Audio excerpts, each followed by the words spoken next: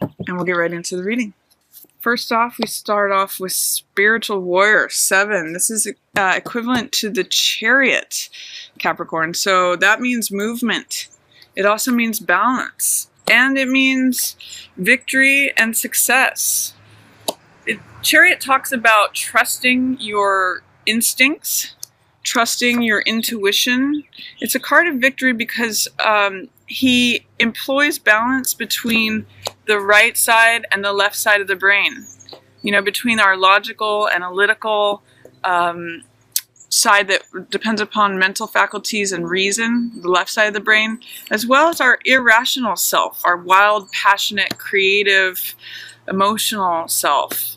And he knows which turn to take because he trusts his instincts. So I'm going to say it could be a real month for you just with this opening of trusting your gut, going in the direction that you feel compelled to go in, achieving victory, crossing the finish line. And it's through balance, through not only having a plan, but also winging it at times, shooting from the hip. He does both equally. And that's why he's able to succeed. He's able to adapt to changing circumstances. So this is a great card. It also means movement or travel. So for some of you, you may be seeing some movement or travel this month. But I really see it as a nice card of success and victory for you, Capricorn. And it looks like any losses. These two are kind of funny together. It looks like any losses that may have been present before are being let go of. You know, you're letting go, you're letting the losses be in the past. This means turning around and accepting the fullness. This card, Three of Cups, is celebration, joy.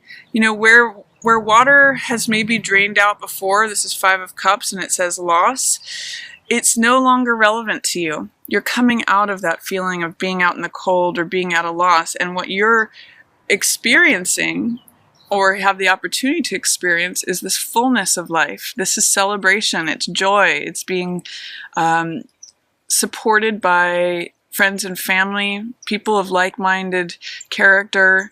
It's being in your tribe, being just experiencing the joy and the fullness of life, having your cup be filled with others. So it's a really good time for celebrations, for parties, for kind of just experiencing the joy of life. Really nice cards here for you, Capricorn. And then I see too, you know, you're releasing any doubt, fear, sadness, disappointment. You know, I like seeing the cards of doubt and loss for you in reverse. It's like you're releasing these things. You're letting them go. If there were any swords that were in your heart causing you heartache or loss or betrayal, disappointment, any of that, you're turning this upside down and saying, you know, I'm letting those swords slide right out of my heart. You're letting, it's sort of like a clearing in any storm. And in the center of this is all the celebration and joy. So Capricorn, there may be some old stories that are kind of like the surrounding characters, but I see them as like fading away. This is really, it's about you feeling fullness and forward movement. So beautiful cards to open June for you. And then as we get to the middle of June, it's so hot out here that my cards are actually bending. It's kind of funny. As we get to the middle of June, I see the Page of Air, and that's the Page of Swords, which means being almost childlike in the way that you think and speak. It can mean being very blunt, and it may require, it's someone who declares their truth. So it's you standing on the top of the hill and saying, this is what's true for me. This is what I believe. And the only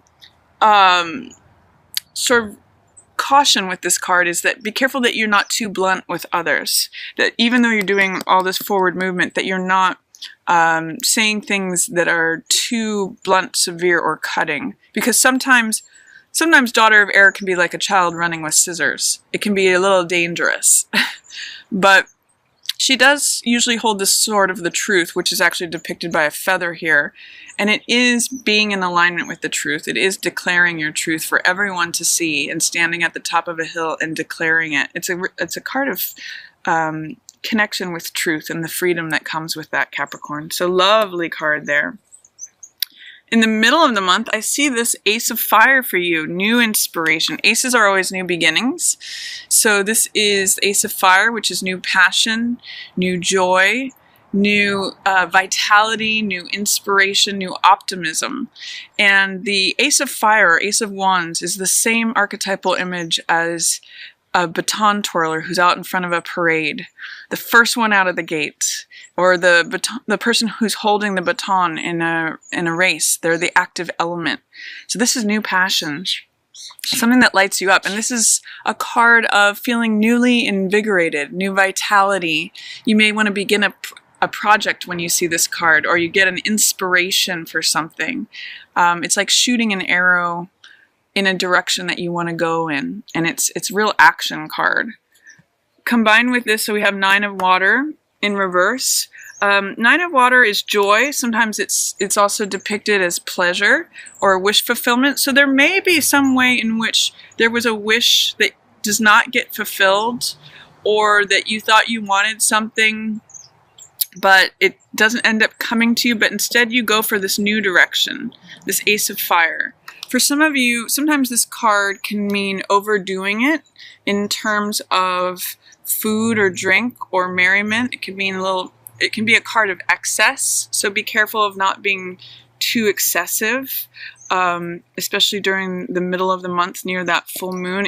I'm seeing all three of these in order, which is depletion, excess, and loss. So be careful that you don't burn the candle at both edges, Capricorn. That's what this card's actually saying to me here. And if there is a loss or something that you didn't get as a wish fulfillment, don't worry about that. Don't linger on that, because you have a new beginning here, and also the card of victory here with the Six of Fire. So whatever this new thing is that you're going after, whether this be a new love, a new project, a new job, a new opportunity, it's going to multiply into 6. It's victory, success, recognition, status. This could be a creative project that leads you to great victory and recognition here in the middle of the month. And it could happen very quickly.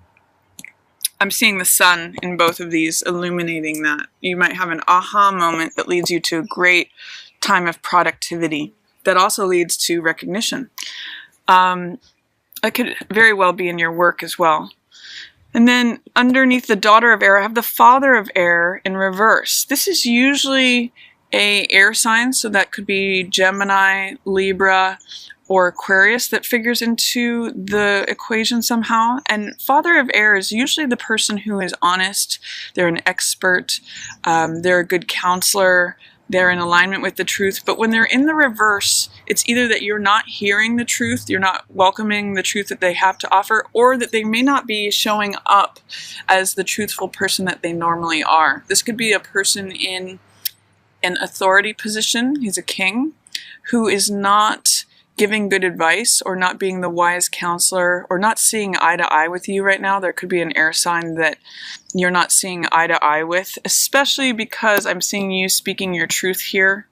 So there may be a way that you moving forward and owning your own direction and destiny is not sitting well with this person in an authority position, someone who's very logical, analytical, someone who has a lot of expertise. There's a bit of an odds between who I'm seeing as you right here and this person in the authority position. So just be aware of that. And then I see Seven of Earth in reverse. I'm reading this as the waiting is over. This card is depicted as depletion here. And in many decks, Seven of Coins means waiting for your harvest to ripen.